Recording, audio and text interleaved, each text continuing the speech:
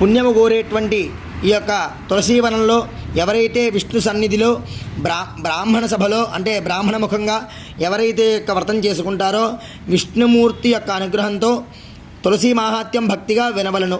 ద్వాదశి రోజు తులసీ కథను విన్నట్లయితే పూర్వజన్మ కృతమైనటువంటి దుఃఖములన్నీ వదిలిపోవును.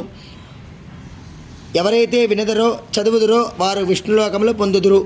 అప్పుడు పూజా కాలమందు ధూపదీపాలు చూపించి గంగా స్నానము చేసినటువంటి ఫలితము కలుగును. నీరాజన మంత్రపుష్పాలు చూసినట్లయితే పాపములు నిప్పులో కాలును. అలాగే పత్తి దూదితో ఈ యొక్క దీపములు పెట్టిన వారికి, నీరాజనము కళ్ళకు అద్దుకున్న వారికి, శిరస్సుకు అద్దుకున్న వారికి వారు విష్ణులోకను పొందుదురు.